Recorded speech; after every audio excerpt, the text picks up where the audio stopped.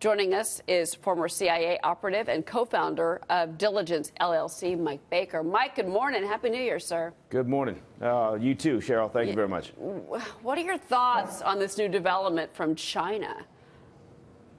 Well, first of all, nobody should be surprised that China may be involved in skirting the sanctions. You know, they've been doing this for years and years and years, despite their comments of the past day or so where they said they've never authorized or allowed anyone within their control to skirt the sanctions. So that's a little bit nonsensical on their part. There's plenty of evidence that they've been doing this over the years, and this latest issue comes after the latest round of sanctions that were imposed in early December after they launched their last ballistic missile test at the end of November. The problem that we're facing is, what do we do now that we've got some photographic evidence? And this is not just one transfer. What happened was a ship, a Hong Kong registered ship, went into South Korean port, picked up some 600 tons of oil, and was supposed to be heading to Taiwan. Instead of going to Taiwan, it stopped en route and transferred that oil to a North Korean ship, which violates sanctions, of course. So what do? We can't just say, OK, we're frustrated, we're upset, because we really don't have that many options. The next course of action is going to be very, very important, because we have to show that we're serious about this. It's not enough to just enforce more and more sanctions unless you're actually going to enforce them. So then the question becomes, what? And the possibility of enforcing what we've been referring to as secondary sanctions, meaning sanctions on those countries that are engaged in business, such as China. That's where we're at right now. This is a very important step here. Well, I want to show you this tweet that the president actually just sent out on China. He sent this out yesterday, but here's what he tweeted. Caught red-handed, very disappointed that China is allowing oil to go into North Korea. There will never be a friendly solution to the North Korea problem if this continues to happen. I mean, this is the president's view on this. Mike, what's yours? Well, my view is that the president should say these things in his meetings with his National Security Council and others when they're discussing what the next steps should be. But it's not really helpful to be tweeting this out. Look, we're still in the process of gathering additional evidence to sit down with Chinese authorities and say, look, we've got you, as the president said, red-handed. We've got photographic evidence of over 24 such illegal transfers going on. This is not just this one that took place in October. So I agree with him in the sense that what he's saying is correct.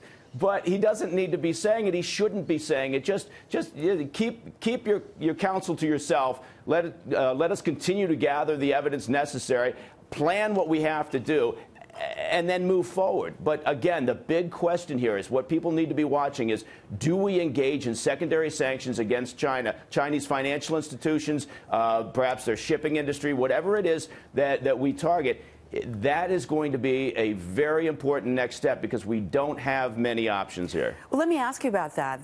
Amy Holmes here, that I almost wonder if we wanted this photographic evidence or a way to sort of help China save face by violating the sanctions regime against North Korea. But my question to you is does this have the potential to be something of President Trump's own red line moment, that he's going to need to enforce something if he wants to have credibility on the world stage? Well, talking about a red line in the situation where China has been violating sanctions or softening them up or allowing North Korea to get around them for years and years now, that's a dangerous thing to talk about, I think, because we have to understand that we're dealing with about the only country that represent 90% or so of North Korea's trade. They have the leverage in a sense. So we have to be very pragmatic. And frankly, I think we were. We went into this latest round of sanctions not believing that China was going to 100% enforce them. And frankly, this transfer that we're talking about right now took place in October. The satellite photos were released in November. So there's been a period of time where I suspect there has been a great deal of discussion inside the administration. And perhaps the president's tweet was prompted by the fact that some of this hit the media over the past few days, including South Korean media. So there has been a great deal of discussion, and I suspect knowing to some degree how the administrations work on these matters, that they have already got a game plan in place. But again, I think drawing a red line when you're talking about China is a difficult situation. Mike, I'm going to play skeptic and say the economic sanctions just aren't going to work. There was talk recently about the U.S. preparing a bloody nose type action against North Korea. What in the world could that possibly consist of? Certainly, we're not talking military action. Are we talking some kind of sabotage activity? What are we talking about here? Well, there is the possibility of something short of direct military action. And whether that is a targeted attack against their missile industry or some other effort to thwart their forward progress, I don't know. That would be speculation on my part. Okay. But I would say that the key here is we don't want to leap from where we are right now to our only option being military conflict. Right. And secondary sanctions are about our only next step. Mike, I want to turn to what's going on with ISIS. Turkish police arrested dozens of people believed to have ties to ISIS. That happened yesterday. But, you know, these countries are trying to crack down. You've got New Year's Eve celebrations happening around the world, and especially here in New York. We've got unprecedented security measures that are being taken. How worried are you about a New Year's Eve attack? Well, I think I'm always worried. Frankly, anybody involved in counterterrorism for any period of time is worried at some level constantly. It never ends because you realize that, you know, you can't prevent everything.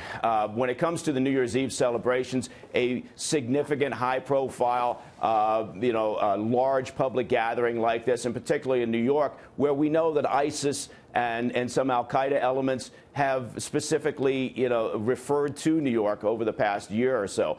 So this is a problem, but people should understand that, at least in New York, people should understand that the New York intelligence operations and law enforcement are the most experienced elements in law enforcement here in the United States. And most of what they'll see is about only 5% of the security that's layered onto an event like the New Year's Eve celebrations. So all the rest of the security is off the radar screen. They won't see it. Surveillance. And they're very adept at this. Real quick, I got a question from Jack Brewer for you. No, I was just wondering. I mean, it is freezing cold right here in New York. And I would have to imagine that the weather has a lot to do with the FBI and the other law enforcement agencies and how they kind of approach protecting the citizens. How big of a factor is that? If it snows, if it's raining, and does that play in at all? No, it's a great question, and you're absolutely right. The weather will play a role in terms of crowds. I think it will tamp down the total numbers that show up, but I've always been amazed at people willing to go out there and stand for hours and hours in those temperatures. And so they understand it will still be a very well-attended event. To some degree, yes, if it's snowing or if it's raining, that will impact some of the activities that they're engaged in terms of security. But for the most part, they look at the weather, but they just move forward as if this is going to be a very well-attended event. And again, people should take comfort in the fact that, I guess they shouldn't, maybe because it's the world we live in, and it's unfortunate that we have so much experience. But the New York police, and again, their intel operations, are the finest in the world.